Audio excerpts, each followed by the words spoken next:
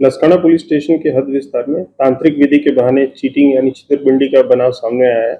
इसमें जो आरोपी का एमओ है वो पहले मैं बताता हूँ आपको। ये 2 आरोपी हैं, ये राजकोट से सूरत बस से आते थे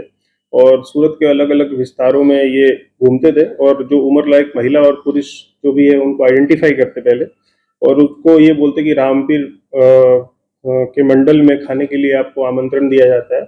और फिर वहाँ पे उससे थोड़ा जान-पहचान करके फिर उसके घर पे जाते और वहाँ पे घर पे जाके उनको बोलते कि इस घर में तो पितृदोष है और इसके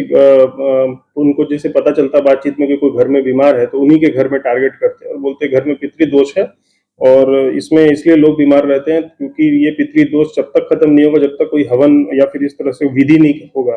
तो विधि करवाने के लिए ये कंकु, चावल और बोलते सोना का दागीना लगेगा और वो सोने के दागीना को लेके वहाँ पे विधि करने के बहाने महिलाओं के साथ छेतर-पिंडी करते हैं। जैसे ही महिलाएं उनको ये सब सोने का कुछ भी ये पीटी या बूटी कुछ दे तो वहाँ से लेके वो फरार हो जाते हैं। इसमें एक बनाव का जो घटना है वो हमारे पास आया लसकाना पुलिस स्टेशन में और इसमें तुरंत ही डी स्टाफ की टीम को एक्टिवेट करके तुरंत ही इस पे काम किया गया। टोटल जो 15.08 ग्राम और 5100 रुपए कैश लिए थे इसने तांत्रिक ने और जब हमारी टीम इसको खोज के लेके आई राजकोट की तरफ से तो इसके पास से कुल मुद्दा माल बरामद हुआ। साथ-साथ में इससे जब इंट्रोगेशन किया हमने तो इसके साथ ये और पता चला कि इसने उत्तरायण पुलिस स्टेशन के हद विस्तार में 2 और जगह पे इस तरह से तांत्रिक विद्या के नाम पे करके लोगों के साथ छेतर-पिंडी की महिलाओं के साथ। फिर हमने उत्तरायण पुलिस स्टेशन को कॉन्टैक्ट करके वहाँ पे भी इसका फरियाद जो है वो दाखिल किया है। टोटल इसमें 28.5 ग्राम्स जैसा गोल्ड इससे हमें रिकवर हुआ है और 7,000 जैसा कैश पूरा रिकवर हुआ है। आरोपी जो है उसका नाम है कालूनाथ लखुनाथ नकुम 37 ईयर्स का है और दूसरा है देवायत कांजीभाई नाथवाड़ा ये 36 ईयर्स का है।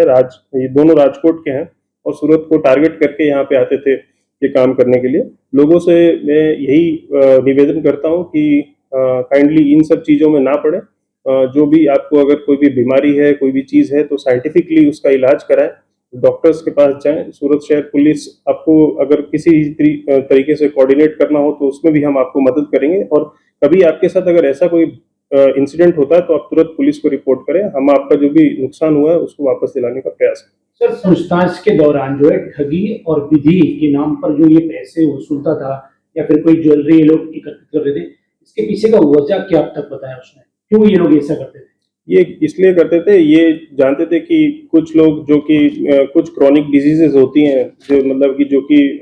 समय के साथ ठीक नहीं होती हैं, जैसे कि डायबिटीज हो गया या फिर कुछ ऐसी बीमारी हो गई तो जब लोगों उससे त्रस्त हो जाते किसी बीमारी से तो वैसे लोगों को ये टारगेट करता जो कि बीमारी जल्दी ठीक नहीं हो रही उनके घर में। फिर उनको किसी भी तरीके से एक जो होप है,